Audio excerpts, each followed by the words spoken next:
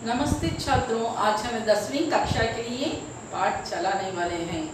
अच्छा छात्रों, पिछले वर्ग में आपने क्या पढ़ा था? कहानी के तरफ तो हींग वाला का कहानी आपको याद में है। उसकी आतर कौन होती है? कवियत्री सुभद्रा कुमारी चौहान। सुभद्रा कुमारी चौहान के बारे में आपको क्या पता है? उनका जन्म नाग पंचमी में हुआ था। अच्छी सी एक कवियत्री थी। गांधी जी से उन्हें आकर्षण होकर स्वतंत्र संग्राम में उन्होंने भाग लिया था। 2 बार जेल भी गई थी और उनका विवाह के बाद उन्होंने लिखना और रचना नहीं छोड़ा था। अच्छी सी एक कवियत्री थी। उसके बाद में उन्होंने उनकी एक पुत्री भी थी सुधा चौहान, उन्होंने भी रचनाएं की है। अंत में 11 फरवरी 1948 में इनकी मृत्यु हो गई एक कार एक्सीडेंट में। और इनकी कहानी है हींग वाला। यहाँ पर एक हिंदू और मुसलमान के बारे में कहा गया है। हिंदू होती है सावित्री, उसके 3 बच्चे होते हैं, 2 लड़के और 1 लड़की।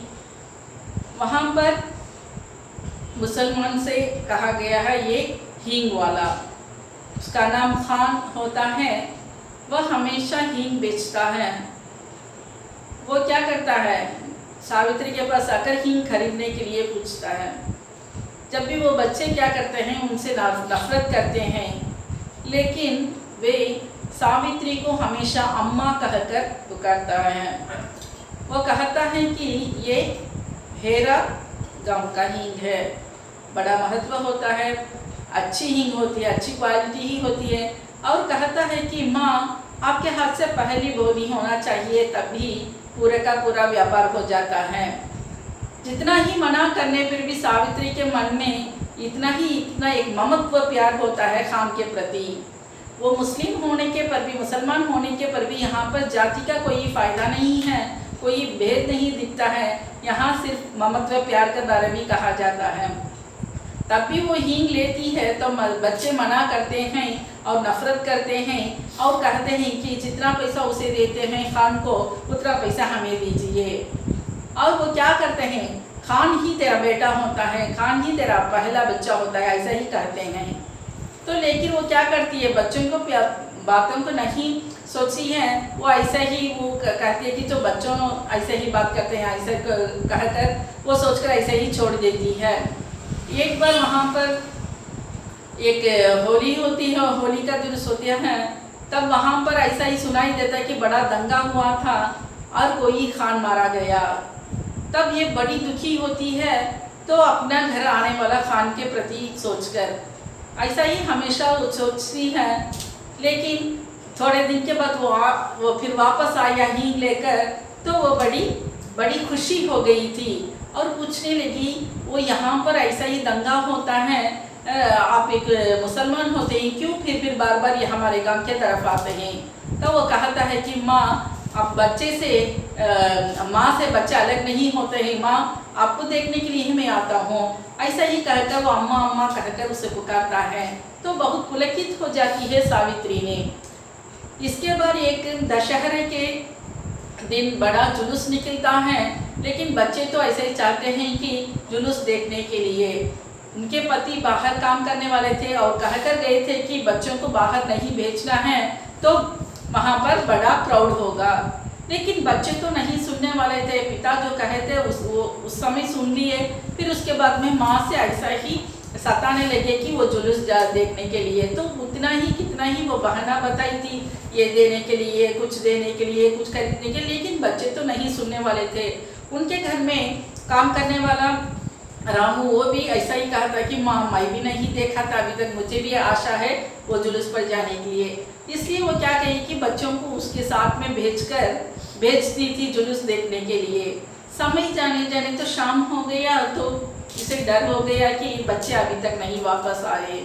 तो ऐसा ही होने में तो इतना ही रोने लग गई, आंसू ऐसे ही बहते हैं। तो भगवान से ऐसा ही प्रार्थना करती है, तो बार बार दौड़ती है, फिर द्वार पर आकर खड़ कर देखती है, तो ऐसा ही तरसती है, तड़पती है और डरती है, अगर पति आकर पूछे तो मैं क्या कहूँ। तो ऐसा ही तो समय बीता था। फिर रात के समय ऐसा ही एक क्राउड ऐसा ही हुआ था वहाँ पर, तो बहुत सारा सोच लगी कुछ ना कुछ हो गया तो मेरे बच्चों को क्या करना, ऐसा ही सोचती हुई वो भगवान से ऐसे ही प्रार्थना करती हुई थी। जब द्वार पर एक आवाज़ आया था, अम्मा अम्मा, तब जाकर देखी तो अंधेरे में उतना दिखाई नहीं दिया, लेकिन उनके दो हाथों में 2 बच्चे थे। तब वो दौड़कर जाकर बच्चों को अपने पास ले ली थी और देखा तो वो खान था।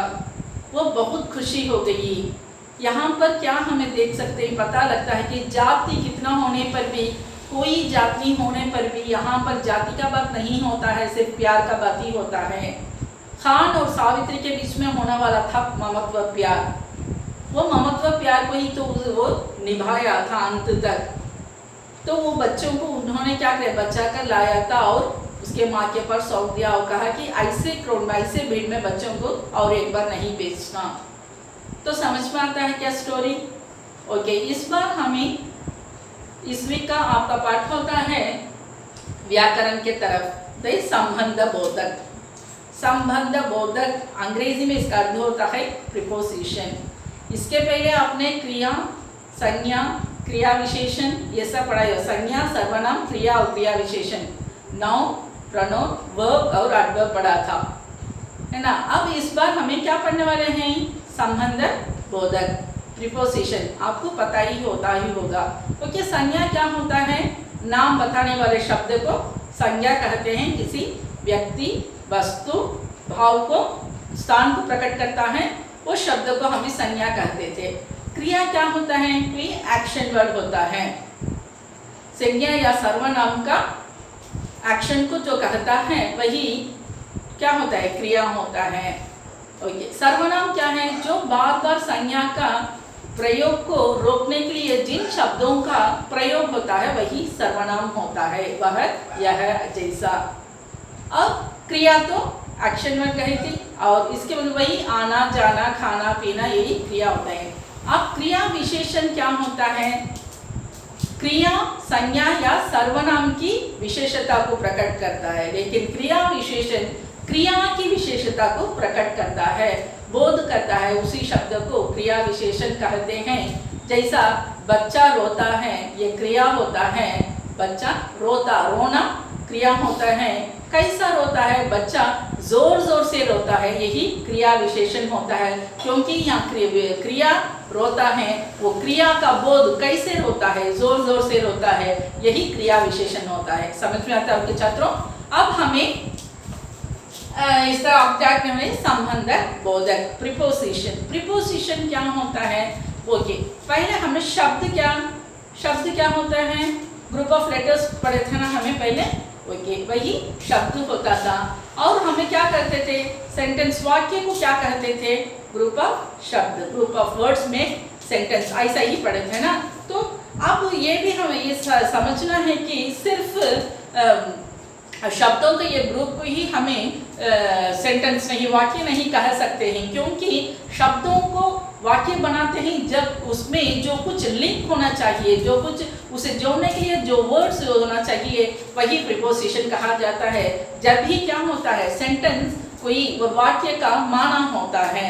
अगर उसे टुकड़ा टुकड़ा ऐसा ही कहते हैं तब उसे कोई माना नहीं मिलता है। तो उस शब्द हमें सेंटेंस को, जो वाक्य का पूरा माना बताना, पूरा अर्थ दिखाना है, तो जो संज्ञा या सर्वनाम में जो वाक्य में यूज करते हैं, जिस वर्ड्स को संज्ञा या सर्वनाम जो क्रिया का वर्ड्स होता है, उसके बीच में जो कनेक्टिविटी वर्ड होता है जो हम यूज करते हैं, जो उसे संबंध कराने के लिए, वही संबंध बोधक प्रीपोजिशन कहते हैं। अब हमें नाम से ही समझ सकते हैं कि संबंध क्या है? रिलेशन।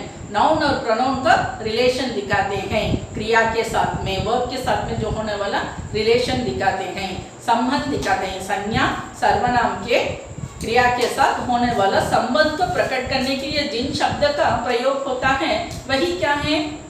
संबंध बोधक। समझ में आता है क्या छात्रों? अब संबंध बोधक क्या है? प्रीपोजिशन। अब देखो इसका परिभाषा देखेंगे, डेफिनेशन। जो शब्द संज्ञा या सर्वनाम का संबंध वाक्य के साथ बताता है वह संबंध बोधक है, प्रीपोजिशन है। जो शब्द संज्ञा या सर्वनाम का संबंध वाक्य के साथ बताता है वह संबंध बोधक है। समझ में आता क्या? जो शब्द, जो वर्ड नाउन व प्रोनाउन के साथ जो हमें रिलेशनशिप बताने के लिए सेंटेंस बनाते समय जो रिलेशनशिप बताने के लिए जो कनेक्टिविटी वर्ड यूज करते हैं वही संबंधक बोधक होता है। अब चलो देखेंगे हमें एग्जाम्पल। मंदिर के सामने तालाब है। यहाँ पर हमें के सामने ही प्रीपोजिशन होता है संबंध बोधक। अब हमें जब भी वर्ड बोलते हैं देखेंगे, अब ये एक सेंटेंस होता है, मंदिर के सामने तालाब होता है, यही वाक्य होता है। अगर हमें मंदिर तालाब है, जब ये वर्ड का कोई, ये सेंटेंस का कोई अर्थ होता है क्या? अर्थ निकलता है क्या? नहीं। क्या होता है? ये टुकड़ा टुकड़ा खड़ा हुआ है, इसमें कोई क्या है? संबंध नहीं है। जो हमें क्या बोलने वाले हैं उसका कोई लापता होता है, जो उसका माना क्या होता है हमें समझ नहीं सकते हैं। जब मंदिर तालाब, मंदिर और तालाब क्या है? मंदिर और तालाब, उसका बीच में जो वर्ड होना है, लेकिन हम यहाँ पर संबंध देना है। मंदिर और तालाब को संबंध दिखाने के लिए के सामने, मंदिर के सामने तालाब है। अब तो क्या हो गया? हो गया ना इसका अर्थ, जब मिल गया ना, जो इसका रिलेटिविटी हमें जो संबंध दिखाते हैं, जब वो सेंटेंस मीनिंगफुल हो जाता है। अब सिर्फ जो हमें शब्द वो क्या नहीं होता है? सेंटेंस नहीं हो सकता है। सेंटेंस को जब हमें कुछ मीनिंगफुल कराना है तो हमें क्या करना है? बीच में जो कनेक्टिविटी वर्ड रिलेशनशिप बताना है वही क्या होता है? प्रीपोजिशन, संबंधबोधक होता है। नेक्स्ट वन, स्कूल के अंदर बड़ा मैदान है। अब यहाँ पर भी हमें के सामने, के अंदर छोड़ देंगे, स्कूल बड़ा मैदान है।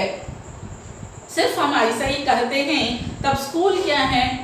तब इसका अर्थ कैसा निकलता है? स्कूल बड़ा मैदान है, ऐसा ही अर्थ निकलता है।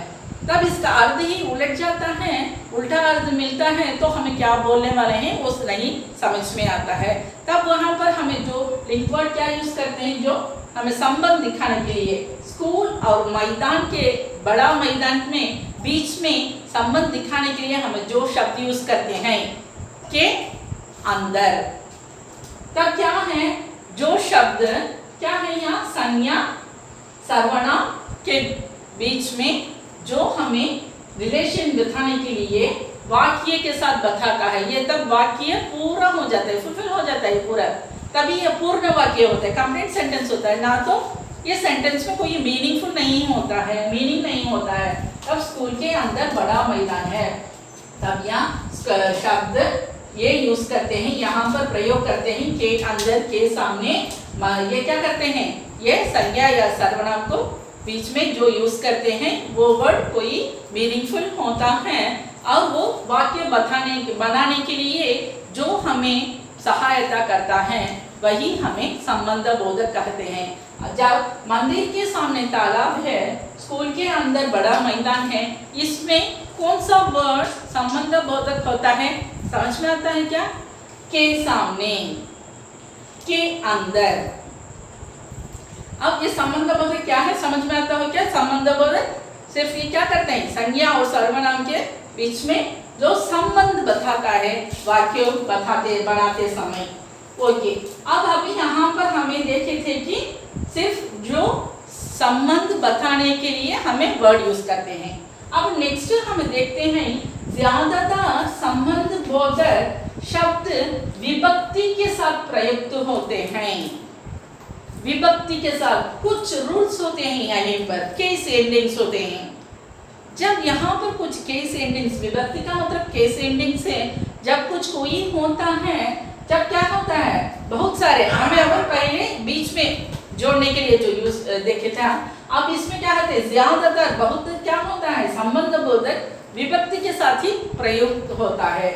जैसे के ऊपर, के पीछे, के बिना, तो ये होता है, ये एक केस एंडिंग्स होता है, एक जो रूल्स भी कह सकते हैं। जब इसके बिना हमें जो वर्ड यूज करते हैं जब वो संबंध बोधक नहीं हो सकता है। अब पहला हमें उसका परिभाषा देके और उसके बाद में उसका मीनिंग, उसके बाद में हमें देखते हैं कि जो इसका विभक्ति क्या होता है। और बहुत सारे इसके विभक्तियां के पीछे, के ऊपर, के बिना, ऐसा ही यूज करते हैं। समझ में होता है क्या? अब थर्ड स्टेप देखेंगे। ओके, अब इसमें सब हम कुछ विभक्ति यूज किए थे, कुछ संबंध के लिए कोई वर्ड्स यूज किए थे ना। जो संबंध के लिए जो वर्ड्स यूज करते हैं वही विभक्ति कहते हैं। ओके, अब तीनों देखते हैं कि कुछ शब्द में ये लुप्त हो जाता है, कुछ शब्द में ये विभक्ति लुप्त हो जाता है। जब कुछ अर्थ निकलेगा सेंटेंस में, हमें पहले क्या बोले थे? शब्द संज्ञा या सर्वनाम का संबंध के लिए दिखाता है, जो वर्ड हम प्रयोग करते हैं वाक्य के साथ बताता है, वही हमें क्या किए थे? संबंध बोधक किए थे। अब संबंध बोधक यहाँ पर हमें थोड़ा विभक्ति भी क्या क्या बोले थे। अब नेक्स्ट वन में यहाँ पर कहते हैं कि थोड़ी स्थान पर क्या होता है कि ये लुप्त हो जाता है, छिप जाता है, वैनिश हो जाता है। का मतलब देखेंगे अब, गुरु बिना कौन मार्ग बताएगा। मीनिंग है क्या इस सेंटेंस में? गुरु बिना कौन मार्ग बताएगा। सेंटेंस में मीनिंग है क्या? हम यह काम राम भरोसे छोड़ दिए है, इसमें अर्थ निकलता है हमें। लेकिन यहाँ पर क्या यूज करना है या क्या यूज करना था? गुरु बिना कौन मार्ग बताएगा। गुरु ही हमें अच्छा मार्ग दिखाता है। मार्ग का मतलब अच्छा रास्ता दिखाता है हमारा फ्यूचर के लिए। गुरु, यहाँ पर कौन सा वर्ड लुप्त हो गया? कौन सा वर्ड यहाँ पर छिप गया, नहीं आता है? गुरु बिना, तब यहाँ क्या आना है? के बिना, क्योंकि यही इसका विभक्ति होता है ना, के बिना विभक्ति है। जब गुरु के बिना कौन मार्ग बताएगा। लेकिन थोड़े सेंटेंस में, थोड़े वाक्य में ये भी एक प्रकार का भेद होता है। इसमें संबंध बोधक में ये लुप्त होकर भी आ सकता है, छिप कर भी आ सकता है, तब भी ये क्या होता है? संबंध बोधक वाक्य ही कहते हैं। गुरु बिना कौन मार्ग बताएगा। यहाँ पर कौन सा वर्ड लुप्त हो गया? के बिना में के लुप्त हो गया। रहने पर भी ये क्या है? अर्थ है ना। सेकेंड वर्ड, हम यह काम राम भरोसे छोड़ दिया। हम यह काम राम भरोसे छोड़ दिया। इसका ये सेंटेंस का अर्थ समझ में आता है क्या? हम ये काम किसके भरोसे पर छोड़ दिए? राम के। देखिए, हम सब जब भी हमें आंसर करते हैं, जो हमें उत्तर देते हैं, किसके भरोसे पर? राम के। लेकिन यहाँ पर कौन सा लुप्त हो गया? के।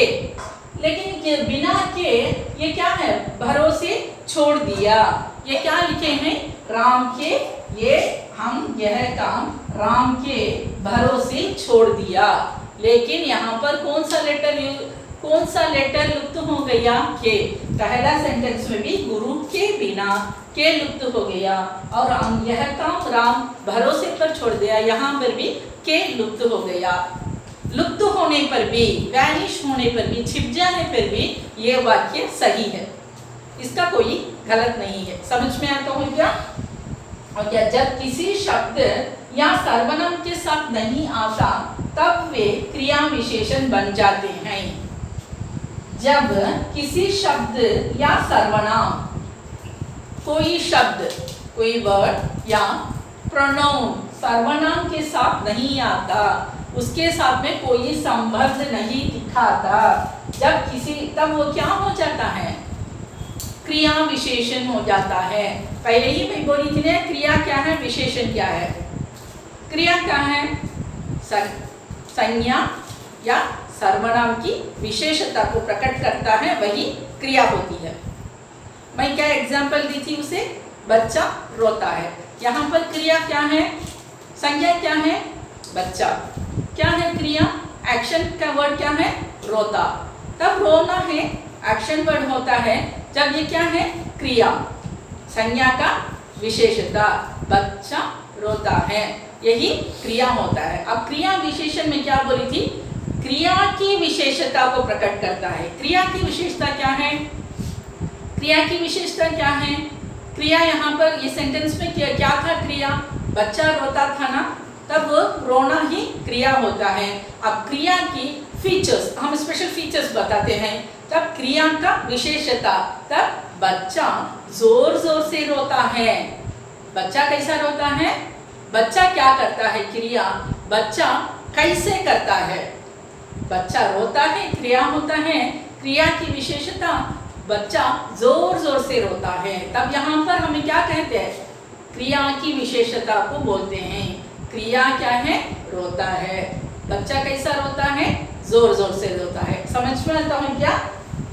अब ये सेंटेंस देखिए आप। जब किसी शब्द या सर्वनाम के साथ नहीं आता है, उसके साथ में नहीं आता है, तब वो वर्ड क्या हो जाता है? क्रिया विशेषण होता है। आप बाहर जाइए, आप जाइए विशेषण होता है, क्रिया होता है। क्रिया विशेषण क्या है? बाहर जाइए। अंदर आना मना है। यहाँ पर भी क्या? आना क्रिया होता है। कहाँ आना मना है? अंदर आना मना है। समझ में आता है क्या बच्चों? बहुत इजी ही होता है ये संबंध बोधक। फिर से मैं एक बार आपको कहती हूँ, पहले फिर मैं डेफिनेशन को कहती हूँ। जो शब्द संज्ञा या सर्वनाम का संबंध वाक्य के साथ बताता है, संज्ञा या सर्वनाम का संबंध वाक्य के साथ बताता है, वह संबंध बोधक होता है। यही वाक्य के साथ बताने वाला, संबंध होने वाला वर्ड। वाक्य क्या है? मंदिर तालाब है। तब यहाँ पर होने वाला संबंध वर्ड क्या है? के सामने, मंदिर के सामने तालाब है, ये के सामने संबंध बोधक होता है। स्कूल के अंदर बड़ा मैदान है। जो स्कूल और मैदान है ये क्या है? सेंटेंस होता है। इसका संबंध क्या है? के अंदर। जब ये सेंटेंस पूरा हो जाता, पूर्ण हो जाता है, स्कूल के अंदर बड़ा मैदान है। समझ में आता हो कि ज्यादातर संबंध बोधक के लिए हमें ये विभक्तियां यूज करते हैं, यही रूल्स होता है। के सेंडिंग्स करते हैं इस विभक्ति को, जैसा के अंदर, के बाहर, के पीछे, साथ में हमें ऐसा ही यूज करते हैं।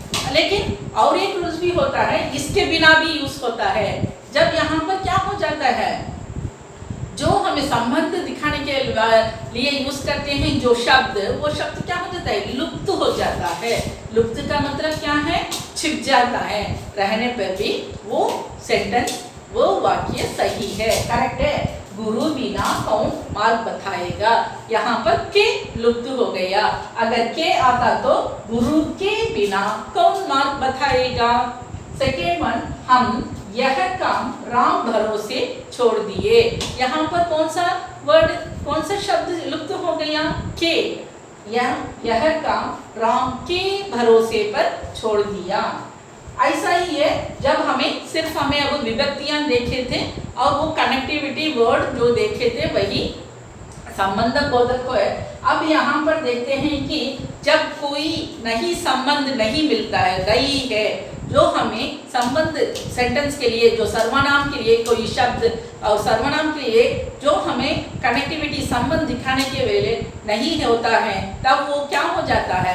क्रिया विशेषण हो जाता है। समझ में आता हो क्या? यहाँ पर संबंध बोधक, उसका परिभाषा और उसके रूल्स होता है, उसका एग्जाम्पल्स और उसका क्या रूल्स है। बहुत सारे रूल्स होने वाले वर्ड्स, के सामने, के पीछे, के बिना, और इसके अलावा, इसके बिना भी सेंटेंस होता है, उसमें कोई गलत नहीं होती है। यहाँ पर लुप्त हो गया के बिना है के यहाँ पर लुप्त हो गया। और लुप्त होने पर जब हम कोई वर्ड नहीं यूज करते हैं, जब वो क्रिया विशेषण बन जाता है। समझ में आता है कि छात्रों अच्छा से पढ़ लेना। जो असाइनमेंट्स हमें भेजा है तो उसे ठीक से कर लेना। धन्यवाद।